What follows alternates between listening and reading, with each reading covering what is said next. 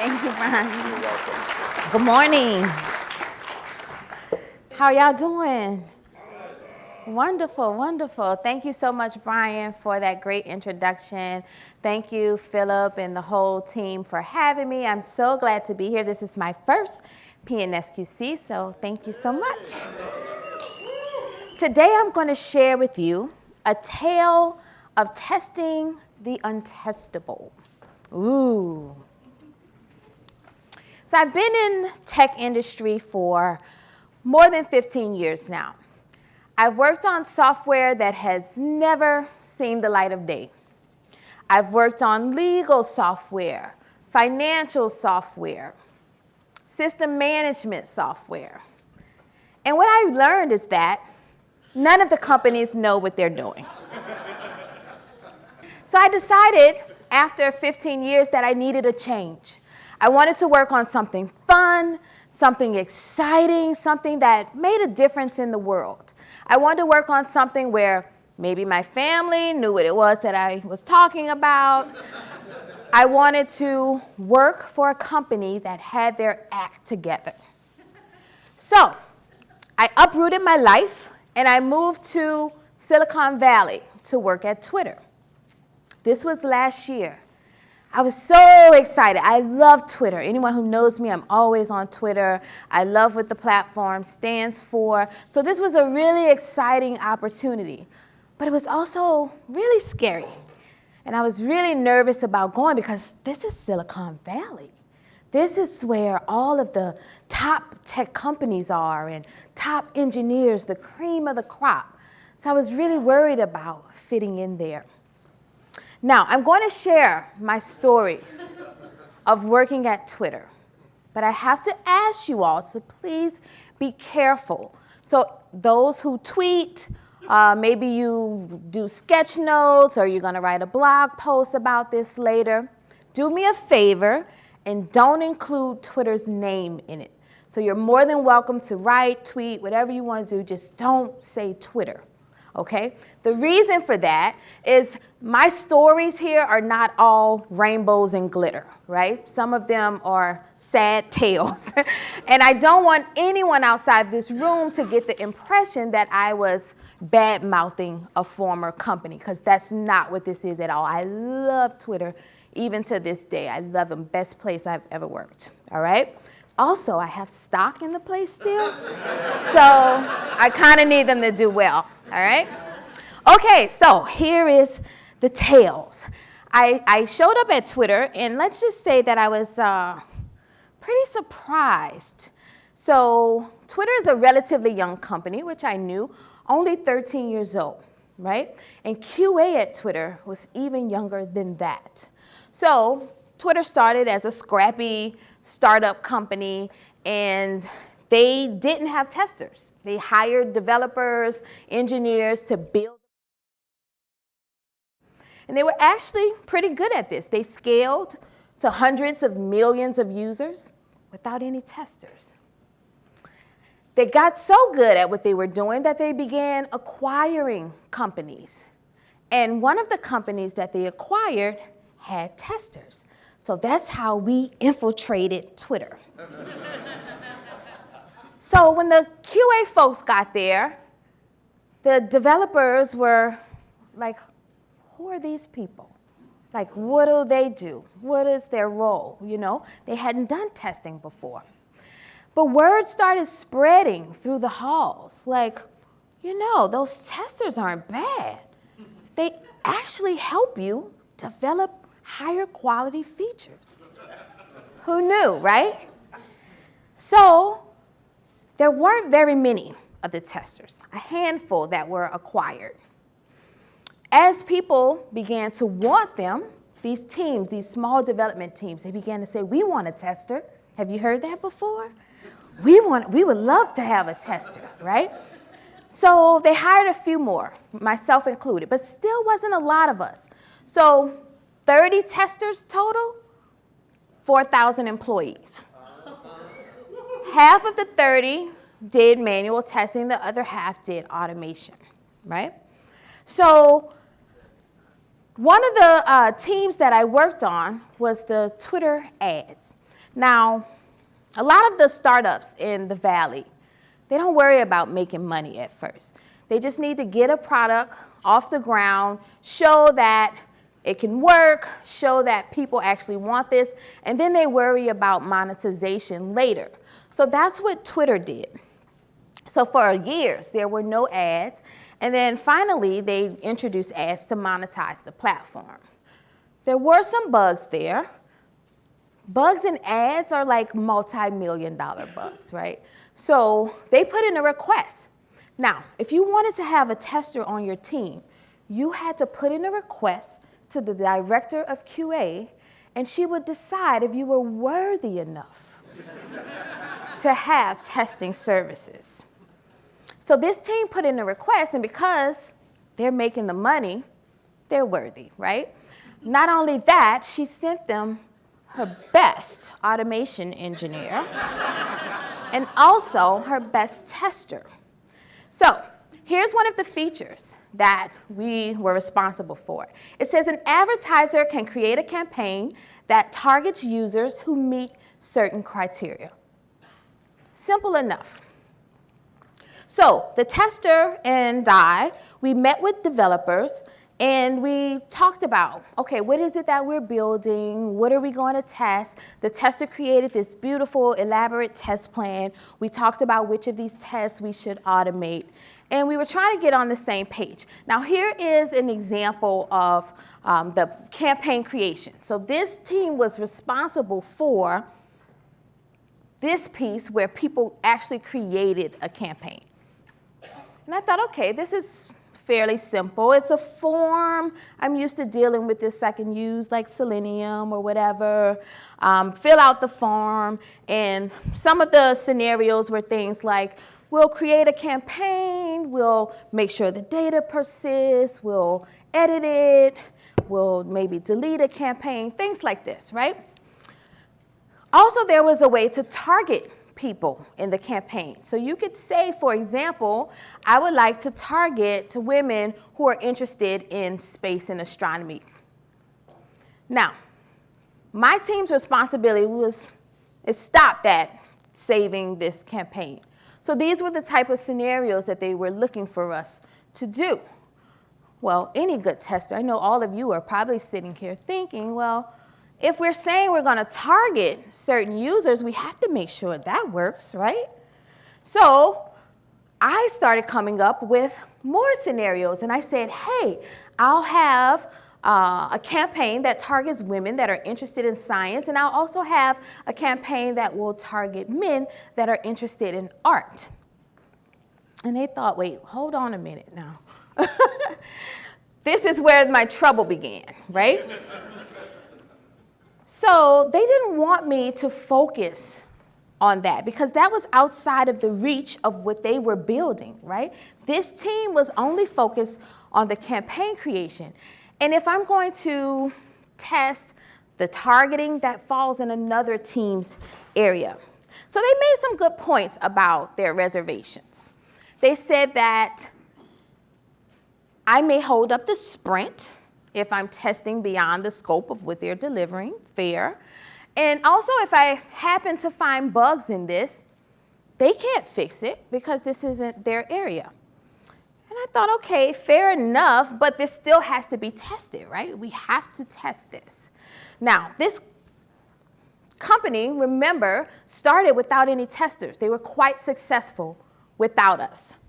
And so they lacked this culture, and trying to bring this in was a bit difficult. It was a bit challenging, right? Even though, yes, they acquired testers, they hired more testers, they're begging for testers on their team, that wasn't enough to change the entire culture of a company. So there were some challenges in having them to understand why this was important.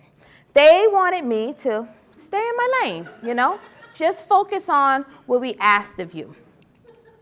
So I couldn't let it go. I just kept thinking, well, what about the integration? Like, who cares if you can save a campaign, but yet it's not served to the right people, right? If you are an advertiser, you care about this much more than the actual form itself. But they didn't want me to dwell here. So I thought to myself, okay, here's what I can do. I can maybe go talk to the other development team and see who's testing their stuff, and then maybe we could work together to come up with these integration scenarios. That way it wouldn't be such a burden on my team. So I went over there and they said they didn't have any tests. They didn't have testers on that team, right? They hadn't even asked for it. So I asked, well, how do you know if this even works? And they said, well, we have some unit tests. And I thought, okay, well, thank goodness for that. But we need to do a little bit more here. There's certainly a gap, right? So right now, what we have is my team, which had some unit tests, and they were looking for some component tests. We had the serving team, the one who served the ads.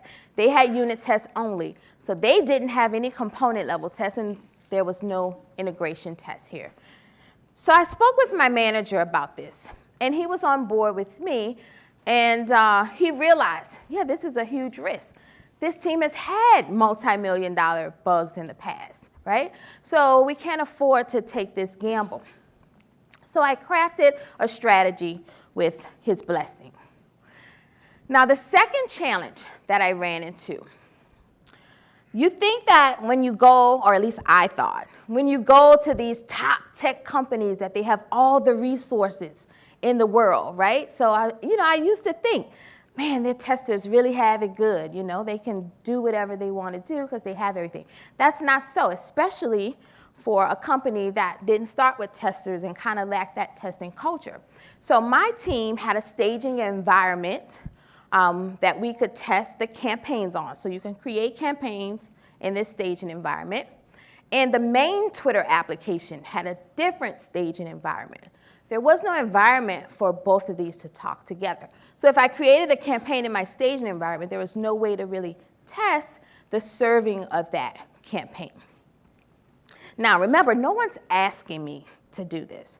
So I can't put in a request to dev and say, hey, can you build this complex configuration so that I can test the things that you told me not to test, right?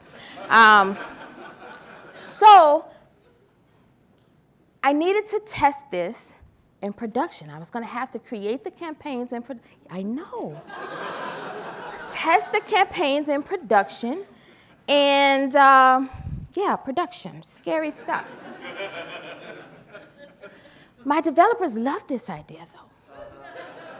They were like, yeah, that's great. What you can do is go ahead, run the ads, and then you can monitor who got them and make sure it's the right people.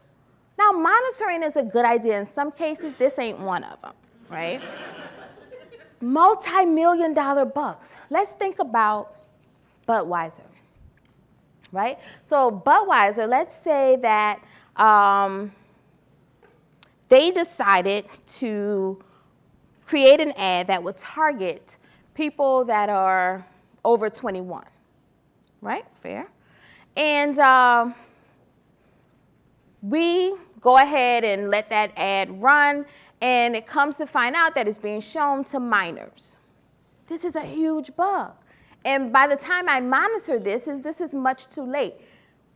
This is costing us literally millions of dollars by the second. So that's not a good use case of testing in production, especially not monitoring, right? It's too expensive.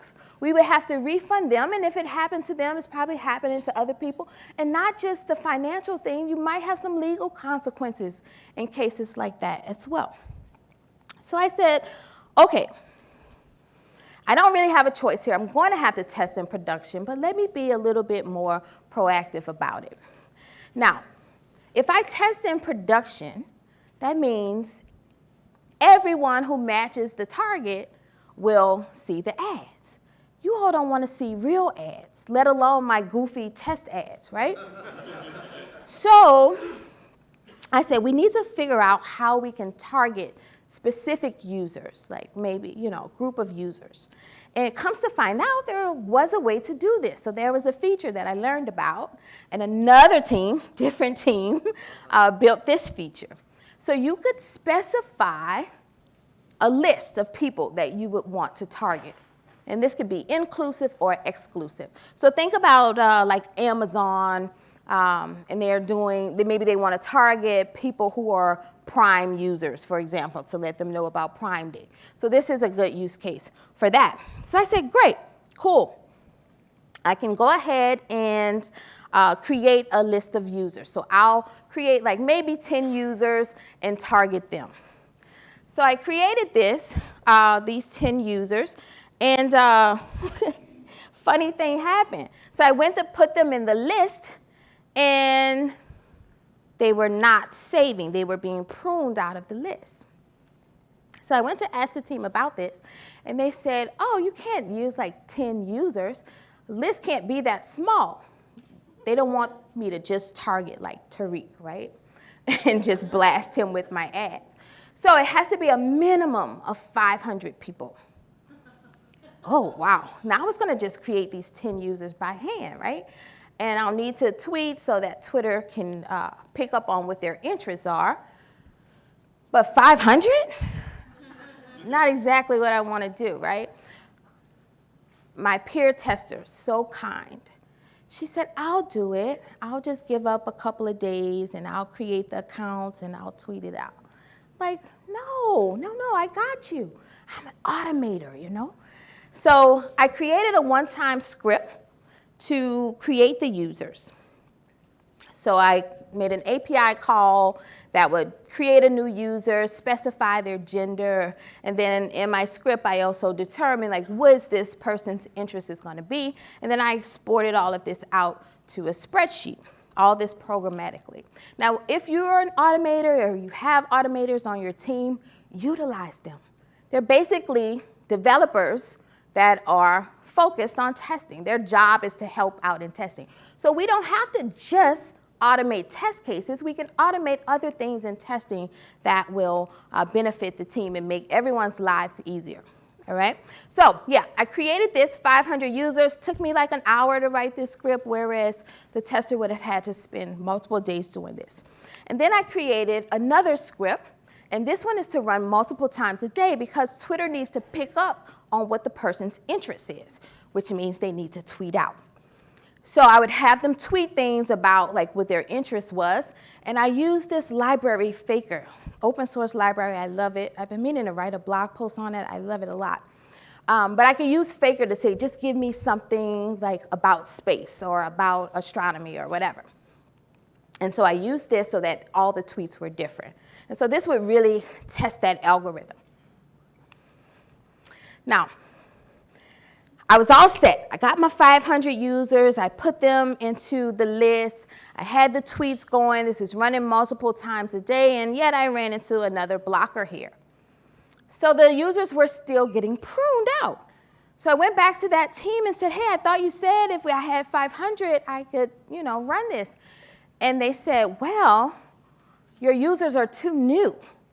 You can't target someone who just signed up, So I'm like, gosh, yet again, another problem. So I'm full of ideas. Like, you give me a technical problem, I'll have an idea of how to solve it. So I said, okay, not a problem. You all just put a little feature flag in so that my users can still be targeted, right? And so they're like, are you nuts? Like, what is wrong with you? You don't even work for us, lady. Like, we're not going in and putting in a feature flag. We're not mucking with our code to be able to do this, right? And so I said, okay, fine, full of ideas. Here's another one. So I said, I asked, how do you know, like, how do you determine if the user is, old enough to get this? They said, well, there's a field in the database that lets us know, like join date or something like that. I said, oh, okay, great, simple. So let's write a query, database query, and you change all of these people's dates so that they're old enough. Matter of fact, I'll write the query for you, but I need you to execute it because, of course, they didn't give me write permission to the Twitter prod database or whatever. So I wrote the query. They thought about it. They were a little bit hesitant, but they decided, okay. So they ran the query, and we updated the date, so good. Now we're going. So the tester and I, we were so excited, like, okay, we finally got over all these hurdles. Now we can see the ads run. So I get out my phone, she gets out her phone, and I log in as one of the users. She logs in, and we're scrolling, and we want to see the ad. Now, Twitter is not like other websites, right? The ad is not like on the side or up top. The ads are embedded into the timeline, which is genius from a revenue perspective. From a testing perspective, not so much. So we were just scrolling and scrolling, and no ads were coming up, and we just kept scrolling and scrolling and scrolling. And we realized we don't really know what we're doing. So we went to talk to the serving team and asked, okay, when is the ad supposed to show up? Because, we want to automate this. So should we scroll like 5 minutes, and if we don't see it, it's a problem? 10 minutes? Like, what's the cap here? And they were like, that's not how this works. So it goes through lots of different channels to determine, like, if they're going to show the ad, what ad. So they may show the ad, they may not. That doesn't mean you didn't qualify for it. They could show something else that outbid this ad. So lots of different variables in play that we just weren't really equipped for. And remember, we don't even work on this team, right? So this is a lot at this point. This is a lot. And so I said, okay, why do I even need to see the ad? I don't necessarily need to see it. All I'm after here is whether this campaign that I created that said that I'm targeting women that are interested in science is actually going to show to them and not other people. So I don't have to do this on the UI. I said, how about I go lower in the stack? So I asked the serving developers, hey, I need an API. And with this API, I'm going to give you the ID of the ad, the ID of the user, and then you can just return a simple response with a Boolean value to let me know if this person is qualified. Shaking your head, isn't that a good idea? Is the person qualified or is the person not qualified? I said I would really like the reason why or why not they may have been qualified, but I know that's pushing it. If you just give me the true or false value, we'll be good. And they laughed at me. They're like, Angie, we don't have time to make you an API, right? There's no time for this. We have deadlines. Please stop coming over here. So at this point, I realized, okay, this is beyond me, I talked to my manager. I said, I need your help. I tried this, I tried that. We had hurdle after hurdle. Some of the things we figured out, but ultimately, we don't have what we need to do this. And he said, okay, I'll call a meeting. So he called a meeting with my team as well as the serving team, brought in their managers as well. He had me to explain all of the challenges that we'd encountered, and he brought receipts too. So he came in and he said, listen, you all have had multi-million-dollar bugs before. This one, this one, this one. He brought the price tag as well to let them know, like, this is really risky and we need your help here. And while the managers, they sympathize with this. They say, we understand the risk. Yeah, it's great that you all want to test for this, but I'm so sorry. We just do not have the time for this, right? We have deadlines, we have other features we need to develop, and we just don't have the time built in for this. Now, I wish that I could stand before you and say that this all worked out and everybody got on board and they saw the light, right? But that's not what happened here. They never did it. We didn't get to actually test this feature. In fact, I just went back to my team and I automated those shallow scenarios. I made sure that you could create a campaign and you could save it and you can edit it and you could delete it. And I moved off that team once I was done with that and just went on to the next team. Now, this has bothered me. It bothered me then. It's bothered me even since I've left there, because I consider this a failure of mine. And no one else did. My team didn't think I failed. In fact, they were very happy that I let this go. My manager, he know that I gave it a good college try. You know, I got a good review and everything, but I feel I failed. And I often think back on this, even after leaving the company. And I was thinking about it one day, and I went ahead and tweeted this out. It says, testability should be a requirement of the feature that you're building. Yes, yes. I thought about that, you know. And even after leaving, I started studying more on testability and what that actually means and how do you get there. And I ran across the work of Rob Meany. And he came up with this beautiful model, the 10 P's of testability. And I was like, Rob, where were you when I needed you? But better late than never. So I began looking at this, and we're going to have a little retrospective now. So we're going to look at each of those 10 P's. We're going to digest them, and we're going to reflect back on my case at Twitter, and you can even think about your own cases at your job and see how do you rate with testability. We're going to do a little report card, all right? You ready? Ready. Are y'all woke? All right, so here are the 10 P's. We're going to go through each one.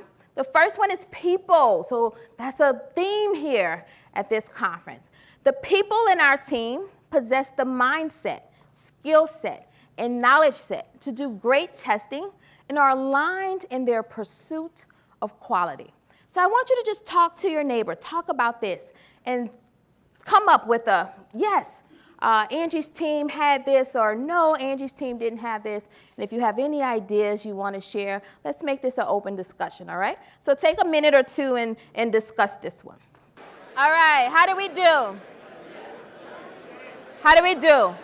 How many people said that my team did well on this? All right, couple of hands. How many people say no? How many people say that my team did well on this aspect of testability? Depends on how you find team. Oh, okay, we have a box. Let's talk. Phil, Jenny wants the box. I think so. Ready? Hi, box. Oh. I know, I'm really excited about this. So it depends on how you define team. It sounds like you and your tester and your manager were on the same kind of page, had the same sort of ideas going on, but whenever it came to the developers you were working with and trying to embed in, there wasn't as much mindset or really skill set. Yeah. You can have the talkie box. Well, and me and Paul here were just talking, and we were talking about how, you know, the testers had the mindset and the skill set, but may have been missing some of the knowledge, whereas the developers had the skill set and the knowledge, but not the mindset. All right. Michael? So I'm going to, I hate to do, well, actually I don't hate to do this, but I'm plugging this because I'm actually talking on the same topic, and I'm looking at this going, boy, this is the best segue I could possibly ask for. But exactly the point to this is that this would be an example of very early on, if I have control of such a situation, to say, how are we going to test this? What are the parameters we have control of? What are the parameters we don't have control of? Whose brains can we pick to do A, B, or C? And if we can't do any of those, what can we work with? I mean, it's not a perfect answer, but at the very least, what you end up with is you either say, oh yeah, we're on the same page, this is going to be easy to test, or oh crap, we're going down a rabbit hole. Right, right. So we talk a lot in the community about whole team approach to testing, right? And a great question was asked, well, what does the team mean? I consider the team to be the tester, myself, as well as the developers on, I guess, maybe even both teams. Maybe this is a company-wide thing, right? So as Jenny was pointing out, the mindset, the skill set, and the knowledge set was not shared amongst everyone here, right? So we have the testers who have the mindset, who have the knowledge set, or maybe the skill set. We have developers that have some of this, but collectively we didn't have this as a team. And also the alignment of the pursuit of quality, right? Whereas my tester and I, we were like, yes, we have to test the whole thing to make sure that this actually works. Whereas the developers were much more, no, let's stick to our component here. So I say that we failed this. We failed at this one. All right, so the next one is the philosophy of our team encourages whole team responsibility for quality and collaboration across team roles, the business and with the customer. All right, discuss this one. Pass or fail, why? All right. How many people say that we passed on philosophy? A couple. How many people say that we failed? Ooh, that hurt. All right, thoughts? All right, you ready? Nice. So if I drop this, okay. I think one of the things on the whole philosophy that we discuss is the QA team has to be integrated with the dev team. And once upon a time, our QA team was a stepchild. And no offense if anyone's, anyway. But yeah, if you're not integrated, and we're part of the dev team now. We all go to the same meetings. It's not like, oh, you're QA and we're dev, and we make more money. It's not that at all. Good. Well, I'm good. Anyone else? So kind of speaking towards, this is kind of like the grandiose idea that we want to head towards, being the main conversation that is when we deliver a product is actually quality. But I think in the combination of all three pieces of business, dev, QA, and product, it will never be a full on getting to this. So this is like, we're heading towards perfection, that's the aim, but having all three slices will never, we only get to that level of collaboration when it's time for delivery, right? When dotted line is there, hey, we need to by this date, what can we get there? And try to say we only got these features that are actually working. All those other ones might not make it through, but we need it by tomorrow. So what are you gonna do, right? So I think once we do that before we head to those conversations and get it more embedded into the, like going to the lower in the stack within our conversations of delivering a product, we'll get towards the greater philosophy. Very nice. Sorry. I'm not sure this answers this question, but it struck me that you never saw the ads. So you don't even know if they worked. So the business and the customer, they don't even know if their ads are displaying. You never saw an ad. Yeah. So there was a preview tool you could use. Like you could say, show me this ad, and it would show it to you. So we could make sure like visually it looks okay, but anything under that, I guess you could click it too and make sure it like leads to wherever they want it. But like making sure that it's shown to the right people, no, we couldn't test that. But we could see if the ad was gonna be displayed or not.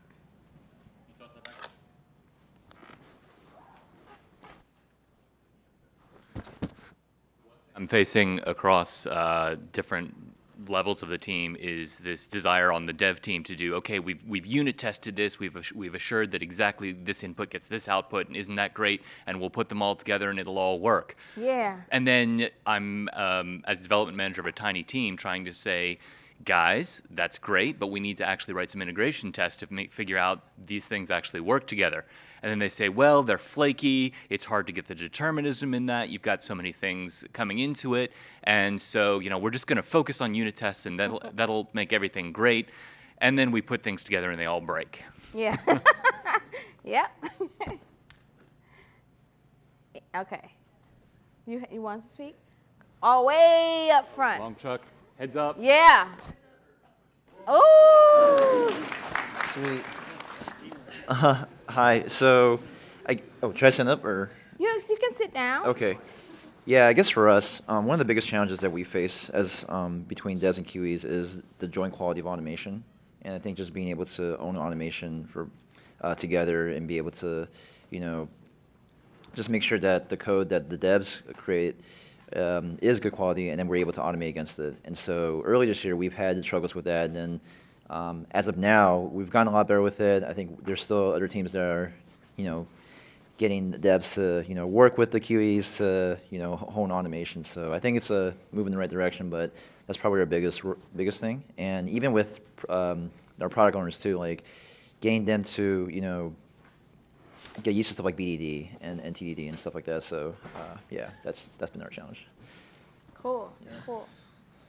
Behind you. Yay! We have some great football players in the team. Right, right. So the point that I wanted to make out here is the last few words with the customer. It seems to me like the complete end-to-end flow is not everybody's focus, and that you have very much an individual point solution. My piece works, it'll be fine. But the whole end-to-end is where it sounds like your team was missing that perspective. Right. And I think that's true of many teams that I work with too. Yeah. Right. So whole team responsibility is what stood out to me. It definitely wasn't like, it didn't feel like a whole team, right? It felt like the testers were responsible for the quality, and the collaboration across the team roles, not so much. It's, and when I say team roles, I'm thinking even the other teams that I needed to interact with, who was like, go away, lady.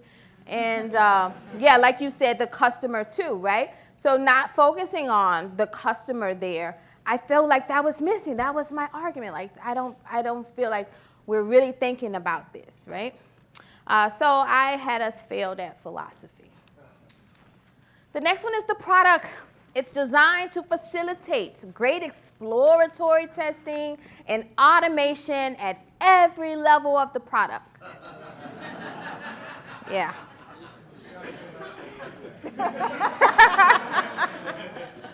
Phil, how am I on time? Oh, all right. So let's discuss this one out loud together. Thoughts on this one? Never happened. No?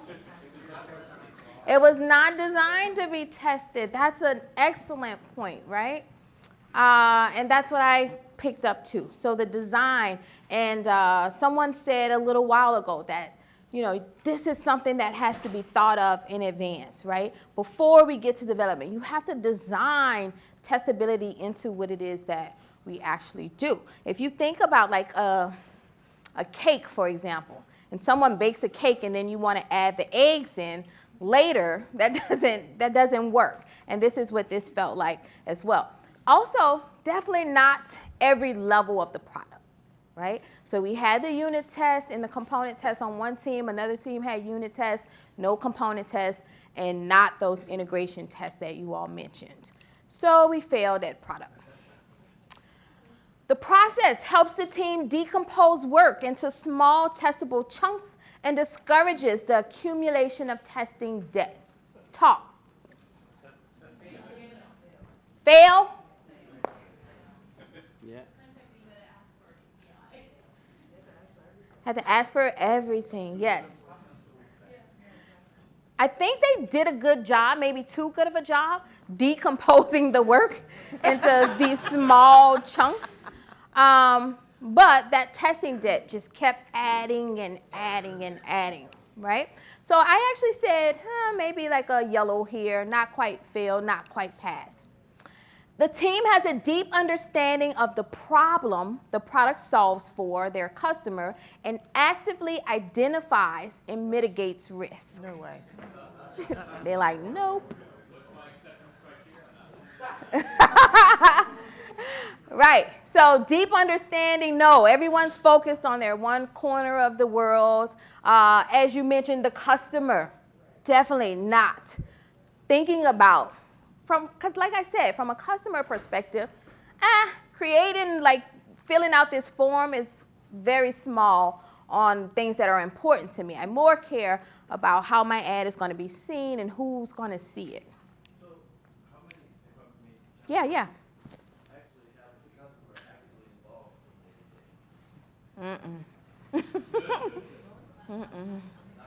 No. They might not have used the advertising as customers. They might have used the end users as customers. Huh. Possibly. In that case, I would argue like, oh, maybe I'm like a customer, right? Because this was the first time I actually worked on a product that I use myself, and so that gave like a different dimension to things. Like the feedback that I was able to give was a lot more crisp. And yeah, my team didn't actively identify and mitigate those risks, right? Even when we said, here are the risks, there was no action toward mitigating this. So we failed at that one. The team has provided the time, resources, space, and autonomy to focus and do great testing within the project. Time, they laughed at me, right? Resources, we lacked. Even if they wanted to do this, in the cases where they say, yeah, Angie, great idea, they didn't have the autonomy to be able to make that decision, right? So we failed at that one as well. The team's pipeline provides fast, reliable, accessible, and comprehensive feedback on every change as it moves towards production. That comprehensive feedback I felt was missing here, right? So yeah, we had a little feedback here and there, but nothing comprehensive for this entire solution. So we failed at that. For productivity, the team considers and applies the appropriate blend of testing to facilitate continuous feedback and unearth important problems as quickly as possible. Yeah, definitely not the appropriate blend. And we wouldn't be able to unearth these important problems, right? So the only way we would probably even hear about this is if a customer was upset and told us, yeah, you're targeting the wrong people and we're not making money, give us our money back, right? So we failed at that. The team has very few customer impacting production issues, but when they do occur, the team can very quickly detect, debug, and remediate the issue.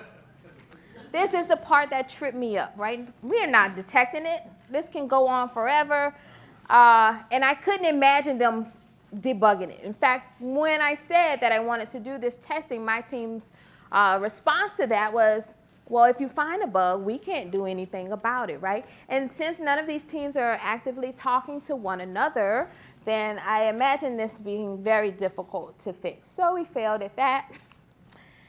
And finally, the team proactively seeks to continuously improve their test approach, learn from their mistakes, and experiment with new tools and techniques.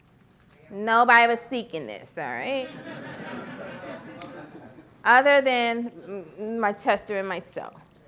And learn from mistakes. No, we got hit with multi-million-dollar bugs. Like, I just knew that historical data would make a difference, and yet it didn't. So I was really disappointed by that. And we failed at this as well.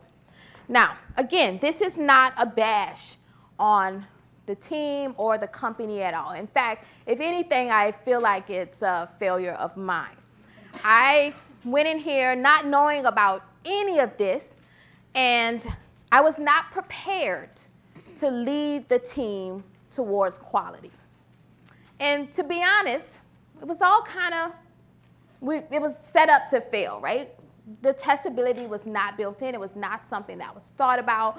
Maybe even the structure of the team. So someone said, you know, QA shouldn't be off by itself. Maybe they should be blended into the team. The whole process of, hey, we need a tester. Can we have one? Usually people don't think about this until it's time to test, right? And so everything about it just was kind of a setup for failure here. But after going over Rob's model here And learning about testability and these 10 principles, I just feel so much better and more optimistic that should I be put in this type of situation again, I'll be ready for it. And hopefully you will too. All right? Thanks so much.